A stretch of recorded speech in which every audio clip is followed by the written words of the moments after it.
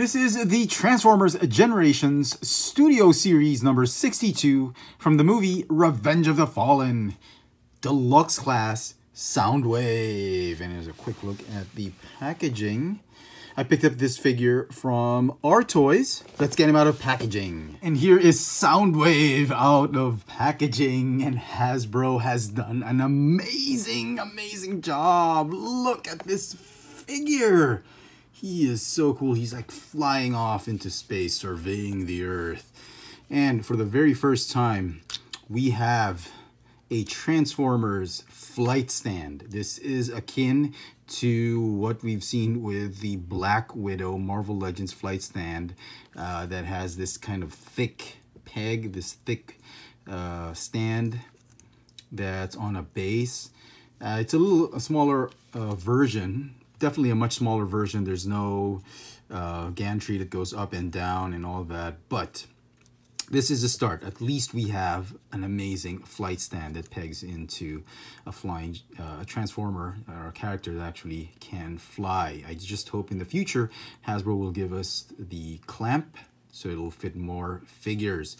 The base looks like this. It has this weird logo. If I'm not mistaken, that could be the space bridge. So we'll put that aside and look at this figure. It fits nicely in this backdrop or diorama that came with the figure. The outer space in orbit around the Earth. That's very cool. And the figure, now, this is not the official transformation. I just felt that he looked so much better this way. Let me get him into his proper transformation. These turbines should be folded down like this. Head is here, and this extra bit of, I think it's a waist cape or extra bit on the satellite piece, should form like a rear waist cape for the figure. And there he is. Revenge of the Fallen Soundwave, looking just majestic. Look at this. He's got some gray bits, mostly gray bits, but a lot of silver highlights. These bits right here are painted silver. The hand is painted silver together with this extra satellite blade. His chest has that electro spark, all spark blue, and some silver highlights. And you get this really awesome, very ominous looking, very accurate head sculpt that's just painted red. That's all the paint apps you need for this head sculpt. Gray plastic and just red paint apps. That makes Soundwave look super cool. Okay. Articulation for the figure's got a ball jointed neck, and you can make the neck look up like that because of transformation, so you can be in that flight pose. Look at that. I mean, Hasbro is just genius with this engineering. He's got a swivel for the shoulders, forward and backward, in and out, bicep swivel, hinge elbow. He's got a little bit of a waist swivel because of transformation, ball jointed hip, thigh swivel because of transformation, hinge knees, that's more than 90 degrees, and that's about it. There's some rocker just pseudo calf rocker joints, but that's mainly because of transformation. Now let's show him off with his Dark of the Moon counterpart. And look at that. Look how much awesome this figure is. Soundwave should have been really stocky and blocky, just like in G1. He was really a firm, the firm body, very solid. This one, not like this one that's all over the place, kind of thin in some pieces. I think this is the more epic looking Soundwave between these two. Look at these. I mean, take nothing away from this figure. This figure tried its best. It did all it could do, but it's a great figure, but it pales in comparison compared to this Soundwave. And look, he's even taller than this. He's just way too short. Look at that. Come on, Soundwave should be much taller.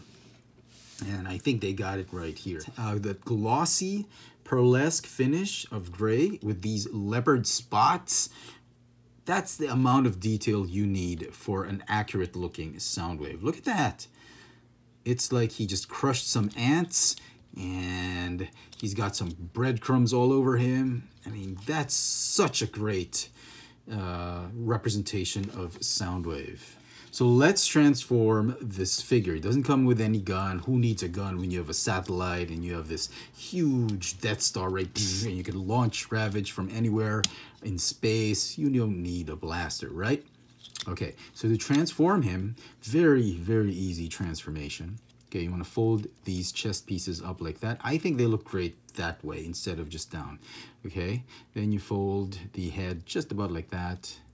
And then you detach this piece right here. You want to go ahead and rotate the waist. And then reattach this piece right here. Just like that. Okay, then the feet, you're going to fold them like this. And then the shoulders, you're going to detach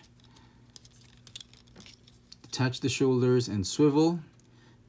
And then let me just give you a closer look at that. So detach the shoulders right here and then swivel and then reattach them like that. Very simple, right? Okay. And then the fists are going to fold inward to reveal the satellite pieces like that. And then the legs, they're going to fold up this way. And then these pegs right here, they're going to slot onto these holes right here. You need to just slot them in like that. Okay. And then here, such an awesome transformation. I mean, I've never seen any other Soundwave transform this way. This is so cool. And then fold up the extra bits of the satellite. And then fold them up like this. Now the box tells you to fold it this way. This is such an awesome alt mode, but I think we can improve on it, right? We can make it more movie accurate because in the movie, he started off this way. Let me just line it up like this and then rotate like that. Line it up and rotate. He started like this, if I'm not mistaken. And then he has this like this. And then he was like this, right? Okay, and then he said, Decepticons, it's time. And then he flies off to the nearest Earth-orbiting satellite, and then he unfolds like, he unfolds his arms like this. And then he forms like a triangle, I think, if I'm not mistaken. You can go check that clip again. And then he uses his nanites, and he takes over the satellite like here. He grabs onto the satellite, and then we can fold these up like this, like that. I think this is a more accurate depiction than this one, because this one just, okay. Yeah, okay, I guess we could do that. That. Oh, and they didn't even paint it blue. No need to paint it blue, right? This is obviously too much. We don't really need that much blue paint. We already have blue paint right here, or clear paint, or clear plastic. Why would we need blue paint right there, right? And then he attacks the satellite like this.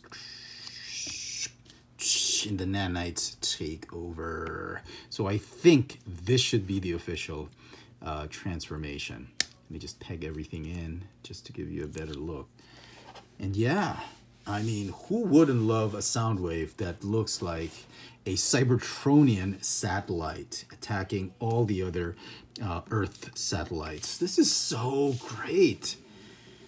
Unbelievable. I can't believe Hasbro had not done this one sooner. Plus, with the base, this is an epic, epic transformer. In my opinion, this is the best ever Soundwave Hasbro and Takara Tomy have ever done. If I'm to rate this figure, I don't think an 11 is going to cut it. I think we should give this figure a 100 over 10 or 1,000 over 10. I think that's the appropriate score for this figure. Absolutely loving it. I cannot imagine how anyone would not want to pick up this figure, this version of Soundwave. So there you go, folks. I hope you've enjoyed my review of this really epic and awesome Revenge of the Fallen Studio Series figure. Let me know in the comment section, what do you think of this figure? Is it something you think you should buy, should pass? I hope you don't pass on it. It is an amazing, amazing purchase. Really worth the $25 you pay for it. Unbelievable. I really, really love it. So Hit me up in the comment section. And as always, hit that notification bell so you never miss out on any of my latest video reviews. If it's your first time here, please subscribe. And if you want to help me out in this channel, help me make more video reviews, please support me and check out my Patreon account. I'm on Patreon. My videos here on YouTube will be mirrored there, and soon, after a few months, I'll probably put some exclusive content for Patreon. So if you want to support me, help me make more videos, go check out my account on Patreon. The minimum donation that's being required on that account is $3. $3 will go a long way, and it'll help me continue doing these reviews. There you go. Thanks for watching.